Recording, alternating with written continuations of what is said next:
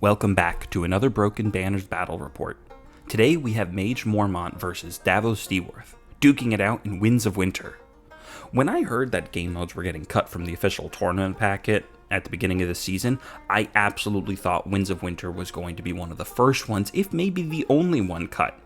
Although it's my favorite game mode, I know this one is wildly unpopular due to how very swingy the nature of the mission deck is. But that's the reason that I love this game mode. Today I'm running something that I normally am hesitant to even recommend, and that's Davos Seaworth as a commander. I've got Davos Seaworth in Stag Knights right now. He brings Pathfinder and Outflank, so he's a little bit more mobility-based than most of the Baratheon faction, and he's got the ability to pop a pretty scary offensive infantry unit into an enemy's rear. So Stag Knights having a resilience are probably a little bit more intimidating and survivable than any other units, and getting more and more powerful throughout the game means that by the time they do drop into the game, if they outflank, they're going to be hitting pretty hard. Next, I've got Brawn in Lightbringers. This is a classic combination. Being able to threaten additional attacks off with the Lightbringers is great since they have what is essentially a pseudo-spread fear attached to their ranged attack. Boasting 4/6 saves, they're also pretty durable for a ranged unit. Next, I've got Devon Seaworth, the good Seaworth son, in Kingsmen. Kingsmen are a hard-hitting, terrifying unit with to the last strapped onto them. So if they don't fail those final morale tests, they're going to be swinging hard until there's nothing left to swing at. Lastly, I've got Wardens. There's not much to say for these guys other than they are a Baratheon staple. They're slow, they're sturdy, but most importantly, they're 5 points. Not much can be matched for just parking them on an objective and waiting until the game ends. For NCUs, I've got Axel Florent, Patchface, and Crescent. Axel Florent recently got a pretty big rework so that now he's generating condition tokens by either influencing an enemy or a friendly unit depending on the actions that he's taking. Patchface is playing Go Fish at the start of every round. You can expend a token, name a card, and potentially burn it out of their hands. And then Crescent can replace the crowns to replace it with essentially the letter zone, or once per game, at the start of the round, he can jump onto a point, but he'll unfortunately die at the end from a heart attack because he's not as young as he used to be. Hello everyone, this is Sam again. We are playing as Starks. I am taking the command of Maege Mormont, Lady of Bear Island. She's going to be in a unit of Mormont She-Bears. Now, Maege brings battle scars. It's been reworked, so for every rank you destroy, you get to pick one. You're going to have Vicious. This unit may reroll attack dice, or this unit rolls its highest attack die value. She-Bears get better as they go down in ranks, so battle scars is just going to up that. I'm also bringing a unit of Umber House Berserkers with Greatjon Umber attachment. He's going to bring To the Last, so this unit, when they go down, they're just going to stay again. They're going to be saving on a morale of 3, so it's going to be easy to activate To the Last with Greatjon Umber. On the side, I'm going to be bringing for a defensive unit House Karstock Spearman with Rickon Stark and Asha. This is a classic combo for sitting on objectives and just holding some of the flanks or the middle space, because I get to bring Shaggy Dog. This is the best wolf in the game. He's coming with Sundering and Vicious, and his attack die increases as he loses wounds. I'm also bringing arguably probably one of the best units in the Stark faction, House Tully Cavaliers. They are a fantastic lance unit. With Sundering and Rally Banner. Rally Banner is going to be allowing me to heal units within a 6-inch radius of that unit, including themselves. I'm also going to bring a Glory Seeker who brings Stubborn Tenacity and Iron Resolve. For NCUs, I'm bringing the classic pick of Sansa, who's going to let me to replace the zone to grab a new card, or I can use her one-time ability to grab one card from my discard pile. And then I'm going to bring Roger Castell, who's going to allow me to reroll on melee attack die, and also make units vulnerable if I take the swords. And as previously mentioned, the game objectives don't actually score you any of your points. They all come from the special mission cards. You're going to draft a deck of 4 of those, and you always get 11 and 12 for a total of 6. We do that off screen though, so we can jump right on into the action with everyone's favorite stage, terrain. Sam starts off by putting stakes all the way on the flank edge, presumably to try and deter any potential outflanks from coming in early. This is going to give him some room to work with, and he's not going to have to worry about a round 1 outflank. I put down a corpse pile to support my Lightbringers, and to deter some of his charges. He puts down a bog for a similar reason, and I put down a low wall down the center. In this game mode, a center objective could be worth 2 points. If both players play that card, they could be worth up to 4. So I want to make sure that my wardens can hold it against anything he can throw at me. We then go for the coin toss of deployment, which I lose, so he makes me deploy first. I put my wardens down the center, lined up for the low wall, and he immediately puts down Rickon and Osha in his spearmen, which is an incredibly grindy unit that I don't want to get bogged down with. Still, I put my Devon Kingsmen on the flank because if I can get into that unit's flank, even though they have stand your ground, I'll probably be safe from retaliation and be able to put some damage into him.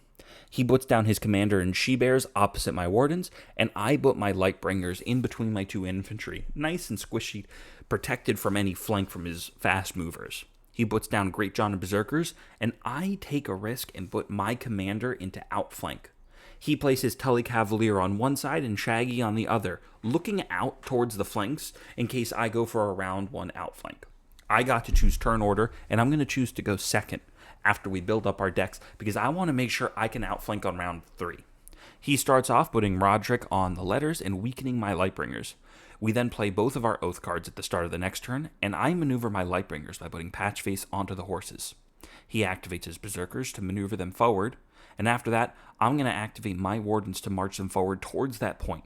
I'll do whatever I can to get my Wardens there to make sure that they can score big points once they're there. He activates his Karstark Spearmen and only moves them up a little bit, maintaining a defensive posture. Since Rickon is worth an additional bonus point, he doesn't want to lose him anytime soon.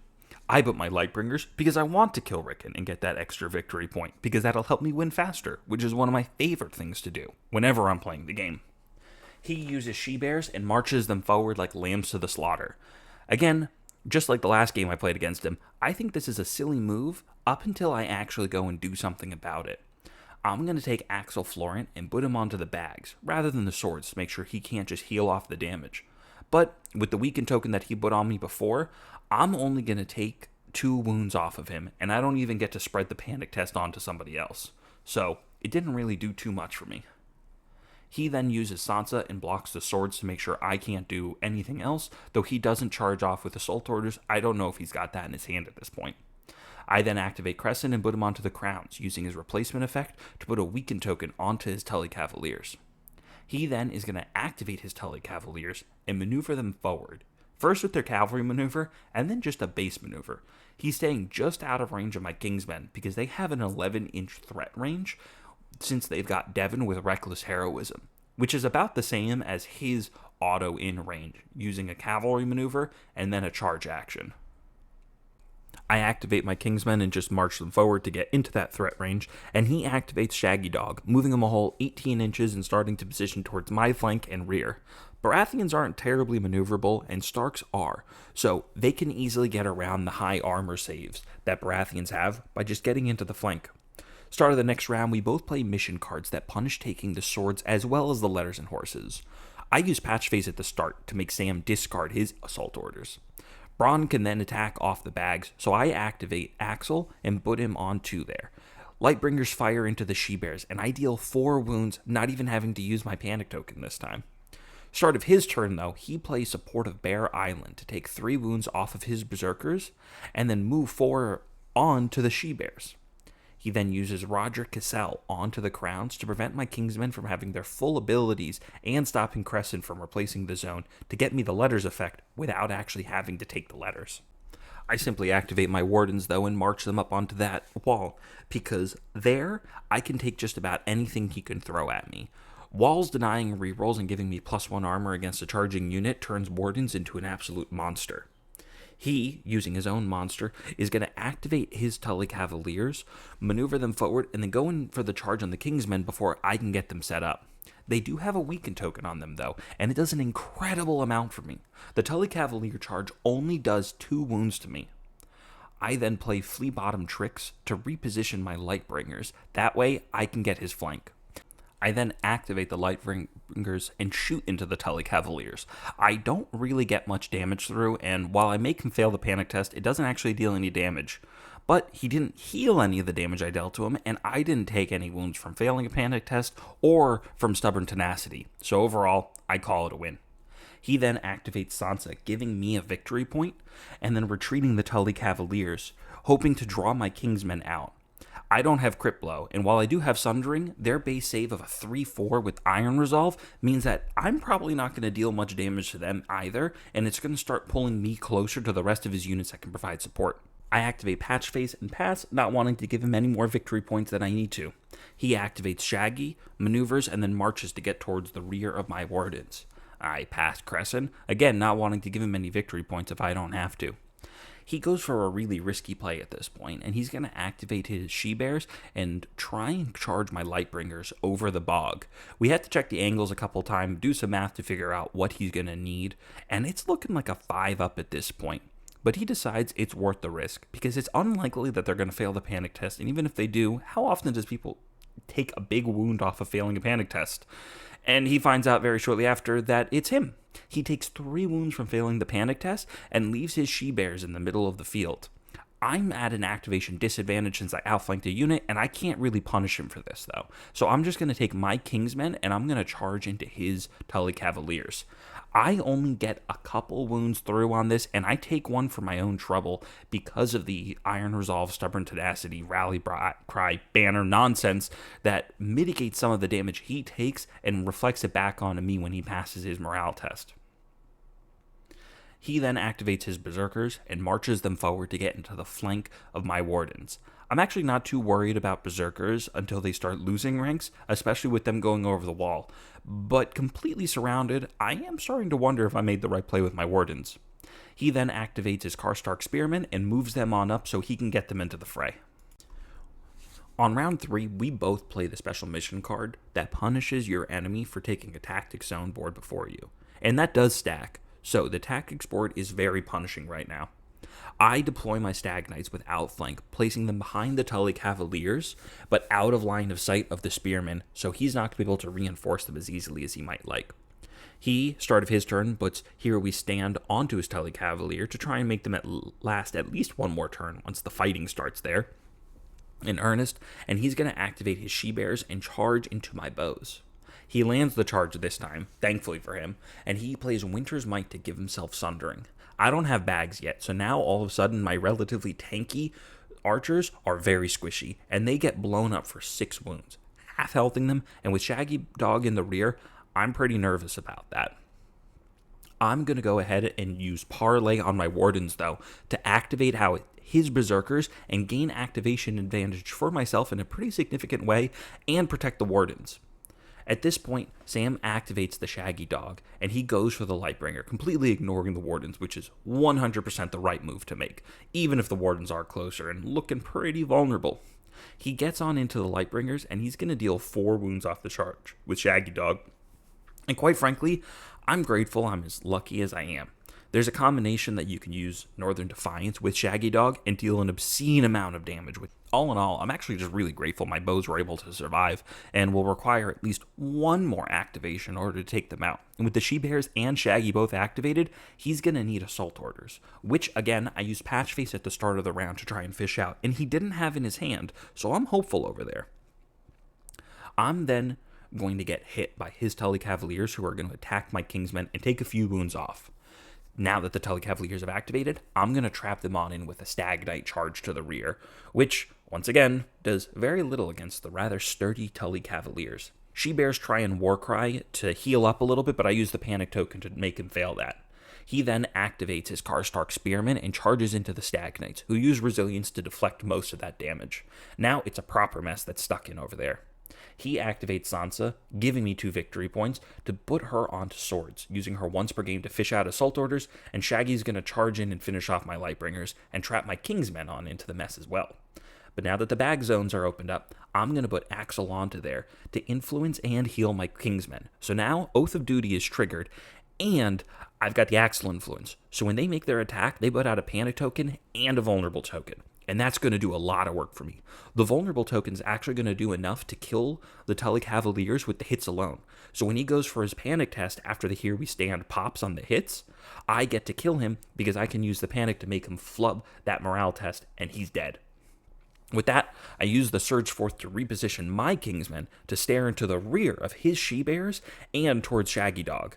He played a Here We Stand on to Shaggy earlier, though, which is really obnoxious and going to make that dog way more effort than he's worth to kill. He's going to play the special mission card that allows him to steal first player and gain a victory point, while I'm going to play the one that allows you to score 2 victory points if you have an unengaged unit in your enemy's deployment zone. So, with him going first, he's going to use Roderick on the horses to move his she-bears. I'm not afraid of the assault orders because at the start of this round I also used my last patch face token to make him pitch his second assault orders, so they're both in his discard pile at this point. Instead, I'm just going to put Crescent onto the crowns and use it to weaken the berserkers that are probably going in on the wardens soon. He's then going to activate Shaggy, and he's going to move him towards my deployment zone, looking to try and catch up with some of those points. Again, this game mode is really swingy because he's starting to come back, getting a benefit by stealing first player and gaining a victory point off that, and he's going to benefit off my card that I played. But he sacrificed the sword zone in order to do that, so I'm going to activate my Axel Florent and put him onto the swords to attack the Karstark Spearman with Rickon in there. If I can kill that, that'll probably save me the entire game then and there. I take a few wounds off of the counter-strike and the stubborn tenacity though, so I'm wondering if maybe I shouldn't have gotten bogged down in this. Karstark Spearmen activate and do a ton of damage between hold the line and an abnormally high attack, which is going to really bring down my Stag Knights way lower than they should have. So I activate Patch Face and I'm going to put him onto the bags to heal up my Stag Knights to at least get them to the second rank. At this point, unless he fishes out another assault orders, and even then, I'm hoping I'll be okay, because I played Baratheon Justice to put a weaken and a panic token onto him on the last attack. So, he, seeing that that's probably all stuck in there and he'll need Sansa to even try and get another attack out there, is just going to use Swift Reposition to move the she-bears on out, and he's going to try and shift the battle on over to my Wardens, because now he's on the side that doesn't have the low wall, and he can completely avoid the bog. So he goes in for a charge, and again, does a ton of damage with his unit. Battle Scars is fully loaded up, and he didn't flub this charge, so I'm going to take 7 wounds off the attack. I think this was a huge misplay on his part, though, because I use Reckless Heroism to get in on his rear, and I play Ours is the Fury on my attack to give myself 2s so I can fish for crits with Crit Blow. On top of that, Oath of Duty is still active, so I'm going to put out a Panic token just to make sure that I am really shredding on through him.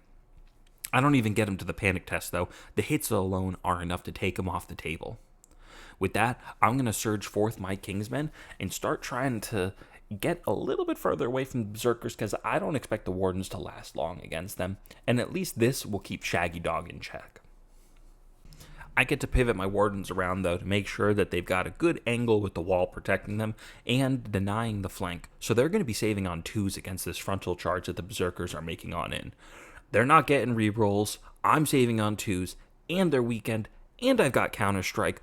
All in all, I feel like this is a recipe for success until I roll a boatload of 1s after the vulnerable reroll because Great John gives some Furious Charge, which is gonna hurt pretty bad. But I played Baratheon Conviction to heal up too, and I've got the crowns, so I'm gonna make him take a panic test.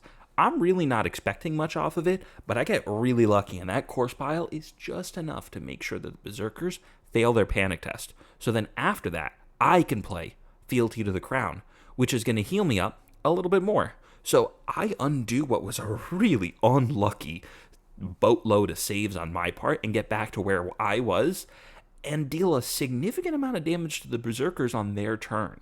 However, they are Berserkers, so that's kind of what they wanted the entire time, and I don't know if that's what I wanted. Either way, it's what happened. Stag Knights are going to make their attack, though, and with all of those tokens on Rickon's unit, he doesn't stand a chance. They are, at the end of the day, just saving at 4-5, and the Stag Knights at this round are carrying a ton of keywords, and with those condition tokens that I was able to put out, Rickon doesn't stand a chance. He's out of there after the panic test, and that's going to score me 2 more victory points. That also frees up my Stag Knights who get a Surge Forth to move into his deployment zone. That's going to score me another 2 points. Davos outflank actually came in pretty clutch this round, and I'm going to be able to score a ton of points off of his abilities and what he was able to do.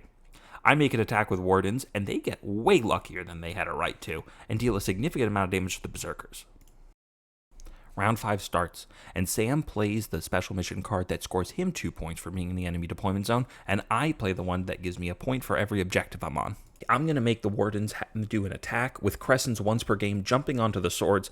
He's only going to deal 1 wound, but with Counterstrike and the Berserkers constantly being weakened, I'm hoping that I can just kill them with their attacks. Then I put Patchface onto the letters to draw up some cards, looking to get something nice, and more importantly, put a weakened token back onto the Berserkers. So I take essentially a double turn. This kind of catches Sam off guard, and he's got a little trouble responding. So he decides, at this point, screw it. I don't have many options, and he goes for the Shaggy Dog Hail Mary into the side of the Wardens. And he lands it. He plays Devastating Impact on the charge, too, which makes me worried that he's actually going to be able to kill me. So I play Stag's Wit to take the vulnerable token off of me, because that's where most of the damage I imagine is going to be coming from. Plus, I get to put the vulnerable token onto Shaggy and the Berserkers. Considering they both have so few wounds, and I've got Counterstrike, I'm hoping I might actually be able to take somebody with me with Counterstrike damage. I still take the Panic token, and that's going to come in pretty clutch for him, because while he doesn't take too many wounds off with the attack itself, I initially passed the Panic test and got a Baratheon Conviction in hand to try and bring me back up, but he manages to get me to fail it with the Panic reroll and brings me down to my last Lonely Warden. I go ahead, activate Axel, and put him onto the bags to influence the Berserkers to put a Panic token onto them, just to keep them loaded up. He then activates his Berserkers. Though start of the friendly turn, he plays Support of Bear Island for a really risky play, taking a bunch of wounds off Shaggy Dog to heal 3 onto his Berserkers, to maintain being at a max rank so he doesn't die to the Counterstrike. He also plays Sustained Assault, which doesn't actually do anything, and he had a good point that it's really sad that Maege Mormont has an anti-synergy with her own Sustained Assault card. Nonetheless, the Berserkers swing on into my Wardens from the face, and after the weakened token, I actually end up dealing more damage to him. I took 1 wound, he took 2 off my Counterstrike, but then I played Baratheon Conviction and heal back 2, so I ended up better than I started, and I get to essentially replace that vulnerable token with a weakened token to set him up for more misery in the future. On my activation, I use Sustained Assault on the Wardens, the better version of Sustained Assault, and I attack that stupid dog. I can't make him fail the Panic test, but I do pop the Here We Stand, and he's left at 1 wound with a vulnerable token on him. I activate my Kingsmen and basically just have them spin around and keep them on that point. I'll probably do the same with the Stag Knights later, but first, Shaggy Dog makes his attack on into the Wardens, and they both go down together, Shaggy Dog having made a miss and after the vulnerable token, dying to his own attack. We shake hands and call it there. It's not often I play Davos. I really am not that big of a fan, though I think Parlay is one of the coolest cards in the game, and I love playing it in Baratheons, especially with Wardens or Dragonstone Noble. This was a list that was recommended by a community member on the Discord, and I wanted to give it a whirl, and it honestly wasn't terrible. I don't like not having cavalry, but the results to an extent speak for themselves. I'd love to try this list again in a game mode other than Winds of Winter, and see how it performs. Thank you everyone for coming by and watching, and I hope you tune in for our next episode.